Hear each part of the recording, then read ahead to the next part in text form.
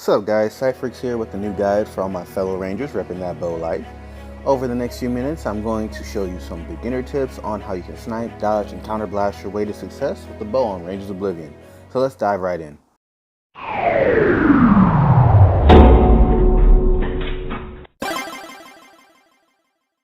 Okay, so to start off, the bow is one of two ranged weapons in Rangers of Oblivion, the other weapon being a magical staff, which I'll cover in a later video. Now, being a ranged weapon, the bow is great for getting your bearings in the beginning of the game. You'll be able to safely attack from a distance and learn behemoth patterns while you get used to how this game works. That said, this is by no means a newbie weapon. This is one of those easy to use but hard to master styles that can be devastating in the right hands. That being said, fun weapon, easy to pick up, so let me go ahead and go over the details. So first, the pros. What first attracted me during my time with the bow was its ease of use. The pace of the weapon feels natural as you switch between offense and defense on a dime, and probably made it the most comfortable weapon to pick up so far. It has short and sweet, simple skill animations that allow players to take advantage of virtually any opening, and it also sports consistently hard-hitting DPS in the form of multiple AoEs and focus attacks. I often killed behemoths before I could full cripple them until I focused on sniping parts one by one. On that last note, the bow can consistently hit any part on the behemoth no matter the height or where it is, unlike its melee brethren. Now as for cons, I'm gonna be honest, I didn't actually have too much to put down here. The weapon's pretty solid. It does drain a lot of stamina in that it has a nice charge shot that's, it rewards you well for using and it encourages you to use, but it does drain a lot of your stamina. That's with a lot of other weapons. That's nothing special. Now, one thing I did kind of pick a fight with the bow is the fact that you do need to rely a lot on taking advantage of elemental weaknesses and also, knowing which squishy parts on a behemoth to hit. This can be checked anytime during the journal, but this is the first weapon I tried out so far where I had to actively research what to do when I was fighting each and every behemoth. Doing the typical go after the legs and then soul chain the horn and tusk of Mammox didn't work. It did not work with the bow at all, and I was beating my head against the ground for about 2-3 hours trying to get that platinum until I looked in the journal, saw he had poison weakness, and saw that I should be targeting the horn and the tusk and soul chaining the legs instead. And lo and behold, I got it in one shot. So this weapon is heavily relied on you knowing what you're doing. Don't just go in thinking you're gonna solo one behemoth like all the others. Go in prepared, and this game will take care of you. Now, my last thing is less of a con and just more of just a thing, neither negative nor bad, but it didn't feel like physical crit damage bows, at least in beginner game, were very viable or effective. The element weakness bow, if the monster had an element weakness that is, was almost 9 times out of 10, 100 times better than the regular default bow, killed faster, bigger damage numbers, and I just felt like I had to, again, research the monster, know what to do, and take advantage of the element weakness. So, getting that collection of fire, thunder, ice, etc. bows seems more mandatory and less hinted. That's just my 2 cents. Okay, so now for the skills, and in my opinion, bow got 3 really good bread and butter ranged skills. The first one, power shot, works like a pierce shot in its first form. Piercing shot meaning that it's going to hit a target and enter and exit, creating an entry and exit wound. That's why every time you hit a behemoth with it, you're going to see at least 2 numbers.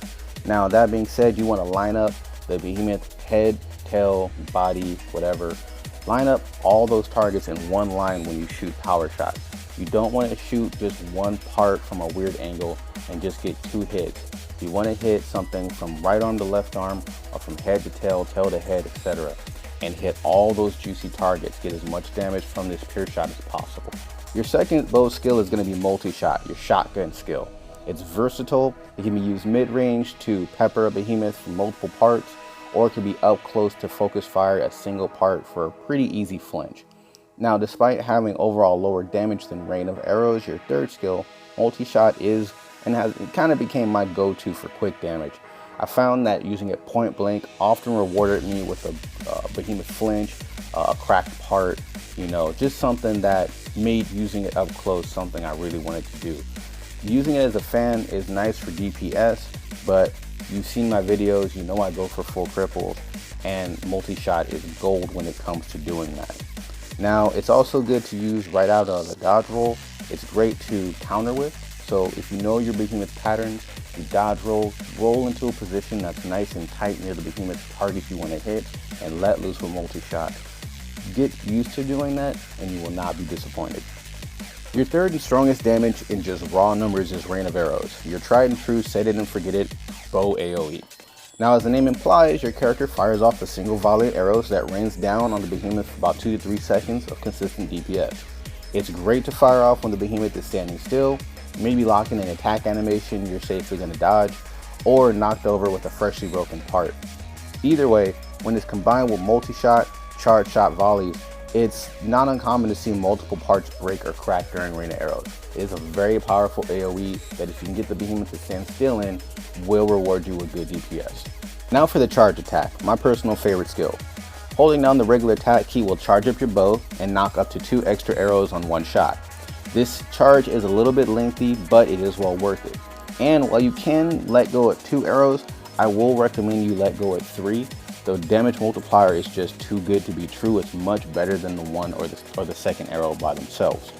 Now, a charge attack can also be initiated any time by holding the attack button, and it's great after a dodge roll if too far for an effective multi-shot.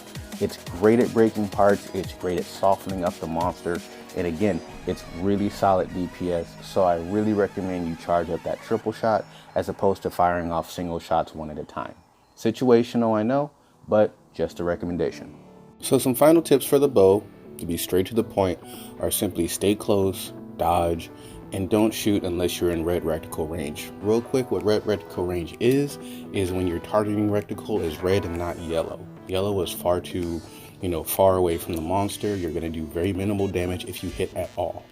Wait until the monster comes into red, do your damage, avoid attacks, and maintain a very close circle radius around your target. It's all really simple. As far as wild souls, I've experimented with a few, but my favorites were absolutely, attack and healing. They let you be either a distance support or, a distance to mid-range DPS. Also, time stop was pretty nice for the teleport that comes with it. Undoes damage, keeps your distance. It's nice if you know what you're doing. And also, paralysis support was cool too. It's great, again, supporting your teammates, locking down the behemoth, all good stuff. And that, guys, is all I got. That's my beginner guide in a nutshell on bow and Rangers of Oblivion. I hope you guys liked it and learned something. Feel free to comment on anything I may have missed or any ideas you guys have down below. As for this guide series, I guess it's an official thing for me. I'm going to be tackling dual blades next. As of right now, we have a bow guide, a lance guide, and a gauntlets guide. I'll link the 2 of those at the end of this video. But thank you so much for checking this out. And for right now, on to the next project. Take care. Hey there, guys, Cypherx again. Once again, thanking you for visiting my neck of the woods. If you liked my video, if you learned anything, feel free to like, subscribe, and comment down below. I'm always putting out new content, so I love your ideas. Help me grow this channel and make it a very nice social experience. Also, you're going to see some videos come up here. Feel free to check those out, or maybe if you're on mobile, just let that playlist ride, okay? Anyway, thank you for stopping by. Appreciate your time. Peace.